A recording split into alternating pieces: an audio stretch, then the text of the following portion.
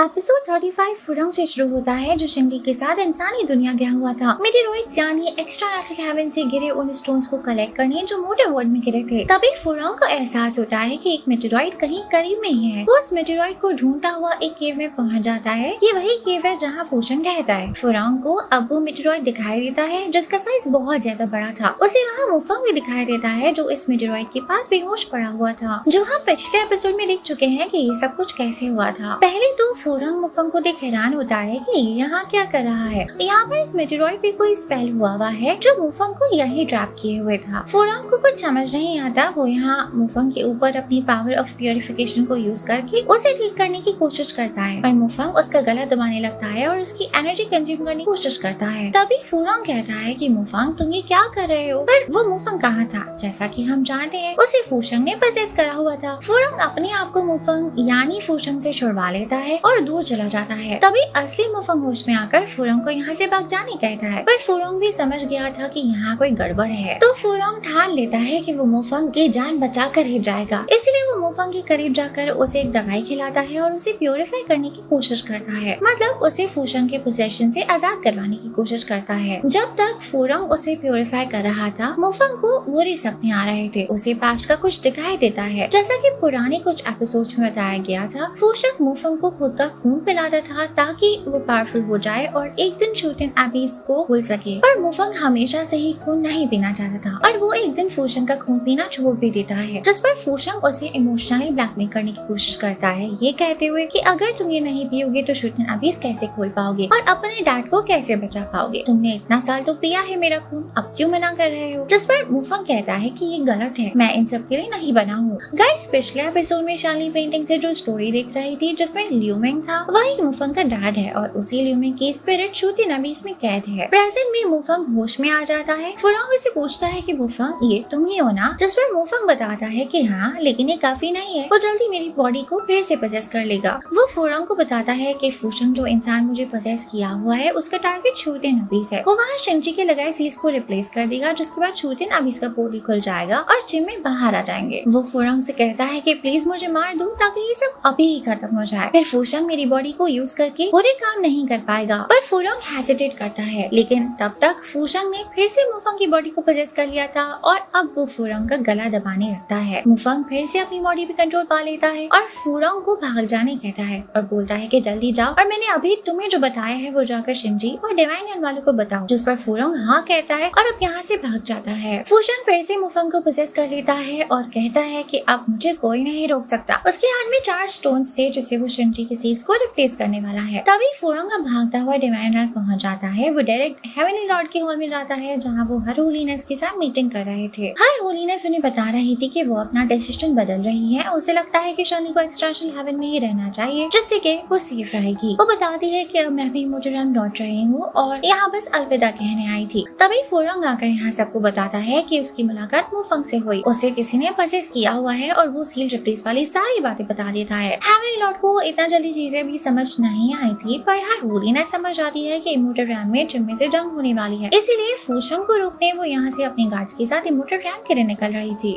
लेकिन फुरंग उन्हें रोकने कहता है। वो कहता है कि मैं भी साथ चलूंगा। वो हेवनली लॉर्ड को बोलता है कि ये जिम्मे के साथ जो जंग है वो सिर्फ इमोटल रैम की नहीं बल्कि हम डिवाइन रैम वालों को भी इसमें इन्वॉल्व होना होगा। मैं काफी वक्त से जादू और मंत्र की प्रैक्टिस कर रहा हूँ और शूटिंग एबीज से निकले मियास्मा को भी ठीक कर सकता हूँ, इसलिए मैं भी हर होलीनेस के साथ इमोटल रैम जाना चाहता हूँ। हेवनली लॉर्ड उसे भेजने से हिचकिचा रही थी, पर योलान जो कि यही थी वो हेवनली लॉर्ड को बोलती है कि फुरंग अब बड़ा हो गया है, उसे जाने दे, वो संभाल लेगा। जिस पे हेवनली लॉर्ड मान जाते हैं। वो हर होलीनेस से भी कहते हैं कि वो अपने ट्रूप्स को तैयार करके कुछ ही देर में इन लोगों की मदद के लिए इमोटल रैम पहुंच जाएंगे। वो कहते हैं कि हम 1000 साल बाद फिर से एक जंग में साथ मिलकर जिम्मे का सामना करने वाले हैं और उम्मीद करते हैं कि हम जीत पाएंगे। हर होलीनेस कहती है कि इस बार जीतने का वादा तो नहीं कर सकती, लेकिन पूरी कोशिश करेंगे। अब फुरंग हर होलीनेस और उनकी गार्ड्स इमोटल रैम चले जाते हैं। तभी योलान जहाँ गॉड्स की नेम प्लेट्स पड़ी होती है वहाँ जाकर प्रे करती है। वो कहती है कि मेरा भाई फुरंग जिम्मे के अगेंस्ट जंग में जादू और मंत्र यूज करके सबकी मदद करने की कोशिश कर रहा है, लेकिन मुझे नहीं समझ आ रहा है कि मैं क्या करूं, क्योंकि मुझे तो कुछ खास आता नहीं है। वो इतने मन से प्रे करती है कि जब वो अपनी आंखें खोलती है तो अपने आप को एक्सटेंशनल हेवन के अंदर पाती है। उसे लगता है कि गॉड्स ने उसकी मदद की है ताकि वो शालिनी को एक्सटेंशनल हेवन से आजाद करवा सके। उसे यहाँ शालिनी का स्पीयर दिखाई देता है जिसे वो उठा उठाकर शनली के पास ले जा रही थी, पर ये स्पीयर इतना भारी था कि उसे ठीक से उठाया नहीं जा रहा था। तभी हमें शनली को दिखाते हैं जो खुद के ऊपर ही जख्म दे रही थी, जिसके बाद वो शनली का लगाया बैरियर जिसकी वजह से शनली लॉक हुई भी थी वो टूट जाता है। वो समझ गई थी कि शनली के इस बैरियर के तोड़ मैं ही हूँ। यहाँ योलान भी शनली के पास पहुँच जाती है और उसे उसका स्पीयर देती है। जहाँ योलान को वो स्पीयर भारी लग रहा था, शनली के लिए वो बहुत लाइट था। शनली योलान को देख उसे पूछती है कि तुम यहाँ का रास्ता कैसे जानती हो, यहाँ कैसे आई, जिस पर योलान बताती है कि शायद उसकी मदद मारी वो एंशिएंट गॉड्स ने की है। शनली उसे ये पूछती है कि मेरा स्पीयर यहाँ क्या कर रहा है, जिस पर योलान उसे बताती है कि शनली ने इस स्पीयर को ढूंढ लिया था और वो इसे रिपेयर कर रहा था। शनली को स्पीयर हाथ में लेते ही फिर से 1000 साल पहले का विजन आता है। ये फंगले और लियू की कहानी का कंटिन्यूएशन था। तब इमोर्टल रैम में सब कुछ ठीक हो चुका था। फंगले फायर सील बनकर हमेशा के लिए श्वेतना बीच में लॉक हो गया था और लियू अब प्रेग्नेंट थी। वो अपने होने वाले बच्चे के लिए कपड़े बना रही थी। तभी हर होलीनेस उसके पास आकर उसे अबॉर्शन करवाने का सजेस्ट करती है। वो कहती है कि तुम बीमार हो, एक हाफ जिम्मे बेबी को पैदा करते हुए शायद तुम्हारी बॉडी बर्दाश्त ना कर पाए, पर लियू बेबी को रखती है और इसे हमें ये पता चलता है कि ये फंगले और लियू की बेबी है। जब महीने पूरे हो जाते हैं और बेबी बस आने ही वाला होता है तो लियू की तबीयत बिगड़ गई होती है। वो हर होलीनेस को बोलती है कि प्लीज मुझे श्वेतना बीच के पास ले जाओ, मैं कुछ देर फंगले के करीब रहना चाहती हूँ। लियू का बेबी श्वेतना बीच के बाहर ही पैदा हो जाता है और वहाँ उस वक्त सिर्फ हर होलीनेस मौजूद थी। लियू को बेबी गर्ल हुई थी और वो उसे प्यार करती है। वो अपनी बेबी को हर होलीनेस के हवाले कर देती है और अपना इनर कोर निकाल कर इस बेबी में डाल देती है, जिसकी मदद से ये बेबी अपनी हाफ जिम में होने वाली आइडेंटिटी हाइड कर पाएगी। लियू उस बेबी में से उसका ओरिजिनल इनर कोर जिसमें जिम्मे की पावर्स थी उसे निकाल लेती है और हर होलीनेस को दे देती है और बोलती है कि हम इस इनर कोर का नाम एज़्योर पर्ल रखेंगे और ये बताएंगे कि शनली इस पर्ल के साथ पैदा हुई है, किसी को भी नहीं पता चलेगा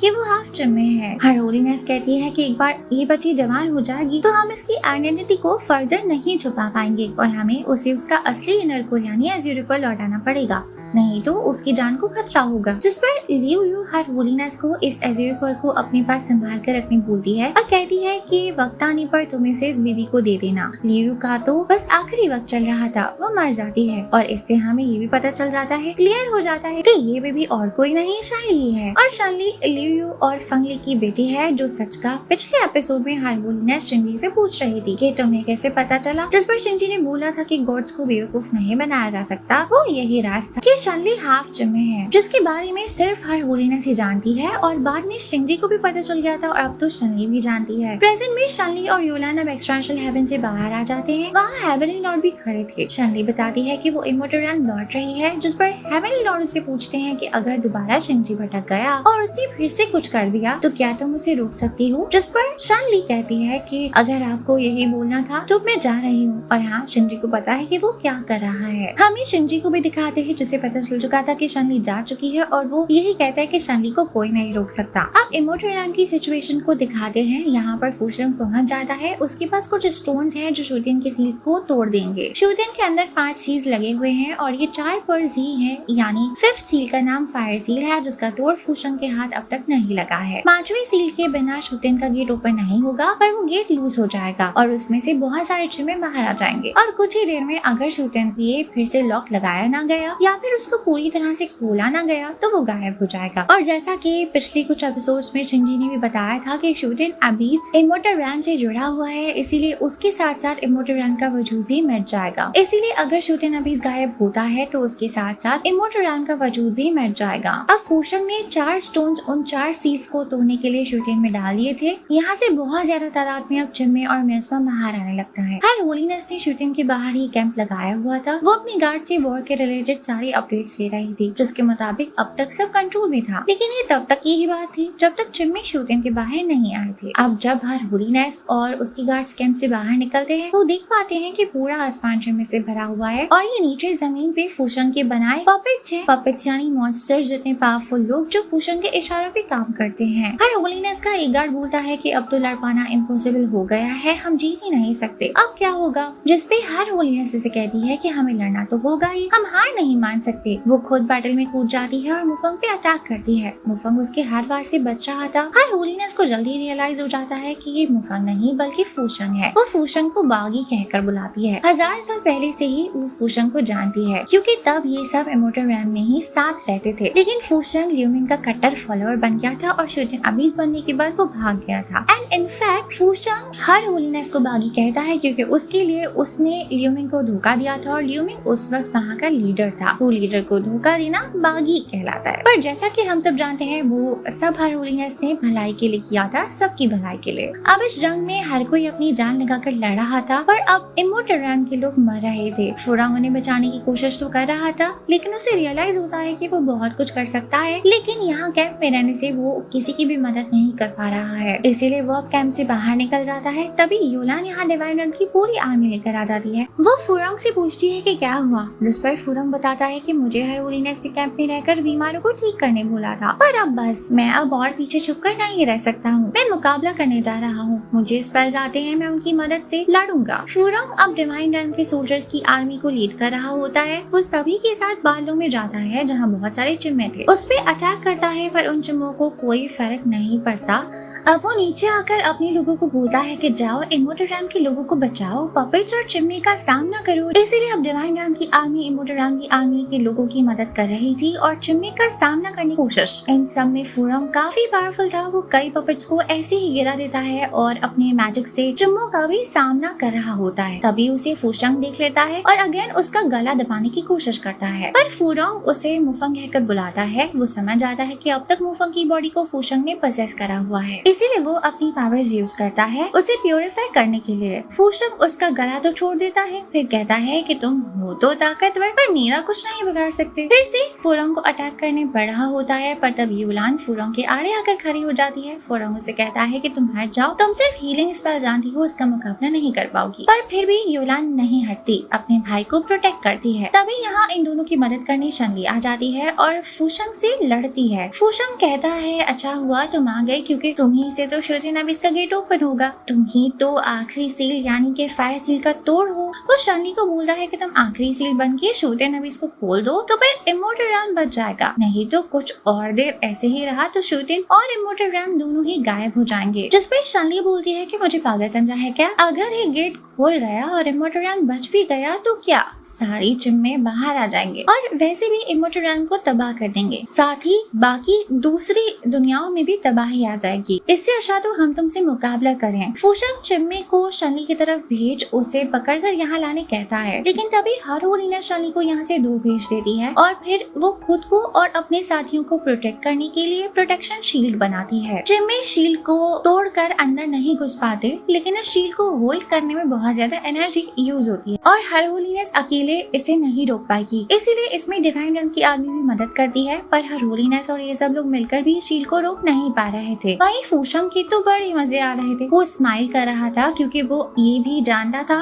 कि हर होलीनेस की प्रोटेक्शन शील्ड जल्दी टूट जाएगी और वो अब बहुत सारे पपेट्स और चिम्मे हर होलीनेस की तरफ भेज देता है ताकि शील्ड पर प्रेशर पड़े और वो शील्ड टूट जाए। तभी वहाँ शनली आकर अपनी स्पीयर से बहुत सारे पपेट्स को घिरा देती है। फिर वो यहाँ फुशंग के ऊपर अपनी स्पीयर से अटैक करती है। वो बस एक ही जगह खड़ी थी और इशारा करके अपने स्पीयर को फुशंग की तरफ फेंक रही थी। ये जो मैजिक शनली यूज कर रही थी उसे आँख का जादू कहते हैं, जो इंसान ज्यादा टाइम तक नहीं कर सकता। ये बात फुशंग जानता था, इसलिए बिल्कुल रिलैक्स खड़ा था और शनी के अटैक को डॉज करते जा रहा था। लेकिन तब शनी को भी रियलाइज हो गया था कि वो इस मैजिक को ज्यादा देर यूज नहीं कर सकती, इसलिए वो स्पीयर को हाथ में लेती है और फुशंग तरफ जाती है उस पे अटैक करने। फुशंग शनी के हर अटैक को डॉज करते जा रहा था। वहाँ हर होलीनेस को बहुत ज्यादा फिक्र हो रही थी शनी की, कहीं लड़ाई के चक्कर में फुशंग शनी को शूटिंग अबीज के अंदर ना डाल दे। अभी शनली और फुशंग के बीच की लड़ाई चल ही रही थी। दोनों काफी देर यूं ही हवा में लड़ते रहते हैं और फाइनली फुशंग वहाँ पड़े एक पत्थर से टकरा जाता है और शनली वहाँ पहुंचकर स्पीयर उसके गले पे रख देती है। अभी अगर वो फुशंग को मार देती तो शायद ये वॉर जीत जाती, लेकिन फुशंग उसे इमोशनली ब्लैकमेल करने लग जाता है और कहता है कि मैं इस वक्त जिस बॉडी में हूँ वो तो मुफंग की है, क्या तुम इसे मार दोगी। जिस पर शनली भी थोड़ा हेजिटेट कर जाती है क्योंकि वो मुफंग को तो नुकसान नहीं पहुँचाना चाहती थी। तभी फुशंग इसी बात का फायदा उठाकर एक मैजिक कर शनली को डिसबैलेंस कर देता है और शूटिंग अबीज के अंदर डाल देता है। शनली अंदर थी, तभी फुशंग अभी बाहर था। तभी हमें एक आवाज आती है जो कि ल्यूमिंग की थी। वो फुशंग को थैंक्स करता है उसका वफादार रहकर इतनी मदद करने के लिए, जिसके बाद फुशंग मुफंग की बॉडी को छोड़ देता है और मुफंग को भी शूटिंग अबीज के अंदर खींच लेता है। फुशंग शूटिंग में एक रूह बनकर रह गया था और अब दिखाई नहीं दे रहा था। वहीं अब मुफंग की बॉडी फुशंग की पोजीशन से तो आजाद हो गई थी, लेकिन अब उसे ल्यूमिंग कंट्रोल करने की कोशिश कोशिश कर रहा था। मुफंग की तबीयत बिगड़ जाती है और वो जमीन पर गिर जाता है। ल्यूमिंग की आवाज आती है जो मुफंग को कहता है कि तुम्हारे जरिए ही मैं दोबारा पैदा होऊंगा और पूरे 3 रम्स को रूल करूंगा। वो उसे शनली को मार देने भी बोलता है और मुफंग ऐसा नहीं कर पाता। वो शनली को कहता है कि प्लीज मुझे मार दो, जिस पर शनली पूछती है कि आखिर तुम्हारी जिंदगी का मकसद क्या है, जिस पर मुफंग बोलता है कि मेरी आइडेंटिटी ने मुझे धोखा देने पे मजबूर करा, लेकिन मैं अपने दिल की वजह से तुम्हें कभी भी नहीं मार सकता। वो शनली को बार बार बस यही कहता रहता है कि प्लीज मुझे मार दो, पर शनली ऐसा नहीं करती। उल्टा वो अपनी पावर्स को यूज करके उसकी जान बचा लेती है और मुफंग खड़ा हो जाता है। तभी वहाँ पर एक चिम्मे घूम रहा था जो शनली पे अटैक कर सकता था, लेकिन मुफंग अपनी स्वॉर्ड से उस चिम्मे को मार देता है।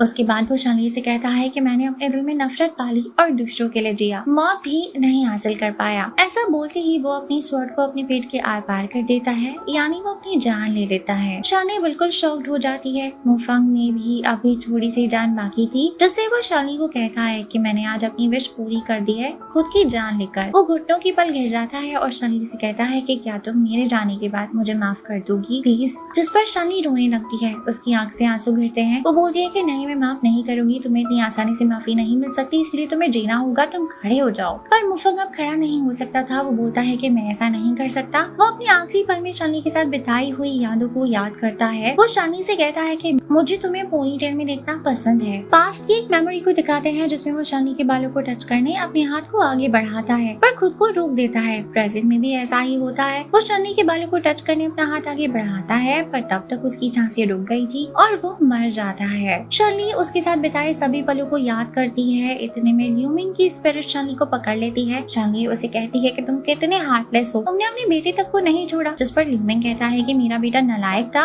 उसकी जिंदगी के आगे मेरे जो एम्बिशंस है वो बहुत बड़े हैं। तभी हमें शिंजी को दिखाते हैं जो एक्सटेंशनल हेवन में था। वहाँ फिर से स्टोन्स गिरने लग गए थे। शिंजी उन्हें रोकने फिर से पेंटिंग पे पेंट ब्रश रखकर उसे माउंटेन पर सेट करने की कोशिश करता है, लेकिन ये स्टोन्स गिरना रुक ही नहीं रहे थे। फिर चाहे शिंजी कितना भी ट्राई कर ले या उसका खून कितना भी बह जाए, वो कहता है कि नेचुरल लॉ ने डिसाइड कर लिया है, मैं गॉड की पोजीशन के लिए राइट नहीं हूँ और मैं 3 रन्स नहीं संभाल सकता, पर मैं भी इस बार नेचुरल लॉ को दिखा कर रहूंगा कि मैं क्या कर सकता हूँ। अब वो भी श्रुति नवीस के पास पहुँच जाता है और उस पे एक स्पेल करके उसकी गेट पे टेम्पररी सील लगा देता है, जिससे कि ऑर्चन में बाहर नहीं आ पाएंगे। अंदर श्रुति नवीस में ल्यूमिंग की सोल शनली से उसकी मदद करने कहता है कि अगर तुम मेरी मदद कर दोगी तो मैं आजाद होकर डिवाइन रन पे अटैक कर दूंगा। वो उसे फिर से डिवाइन रन के खिलाफ भड़काने की कोशिश करता है कि वो लोग तो बस शिंजी के सहारे ही जी रहे हैं और वो तुम लोगों को कंट्रोल करते हैं, तो मेरा साथ दो, हम मिलकर डिवाइन रन को उसकी औकात याद दिला देंगे। वैसे भी दुनिया को किसी गॉड की जरूरत नहीं है। लेकिन शनली उसकी मदद करने से मना कर देती है, इसलिए ल्यूमिंग फंगली को जगाने की कोशिश करता है जो अपनी फीनिक्स फॉर्म में था।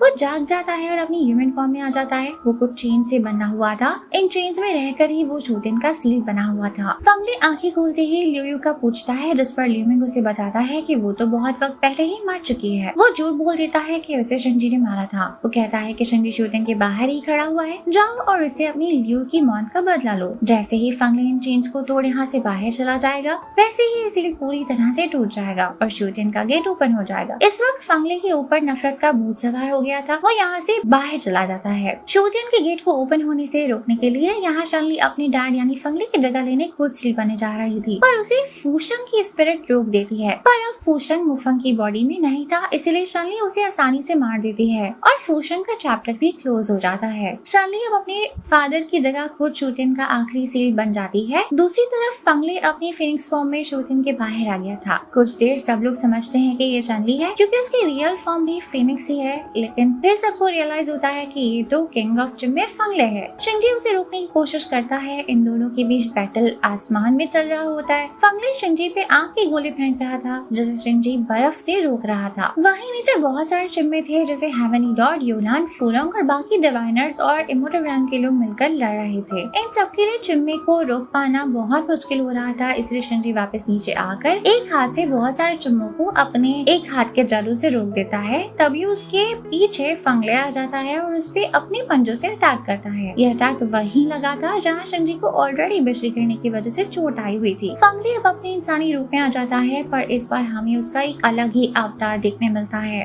वो असली पावरफुल चिम्मे का किंग लग रहा था। उसने रेड कलर की ड्रेस पहनी थी और बाल पूरे सफेद हो गए थे। वो शिंजी पे हमला कर देता है। शिंजी बहुत बुरी तरह से जख्मी हुआ था, पर वो फंगले को किसी तरह शूटिंग से थोड़ा दूर ले जाकर उसे बैटल करता है। दूसरी तरफ बाकी लोग चम्मे और पपेट से लड़ रहे थे और शूटिंग की गेट को भी होल्ड करे हुए थे। दैट्स इट गाइस, आगे क्या होता है वो तो आपको नेक्स्ट वीडियो में ही पता चलेगा। और हाँ, नेक्स्ट वीडियो शो की लास्ट एक्सप्लेनेशन वीडियो होगी जिसमें मैं आखिरी 3 एपिसोड्स को एक साथ एक्सप्लेन करूंगी। वीडियो पसंद आई हो तो प्लीज इसे लाइक, शेयर और चैनल को सब्सक्राइब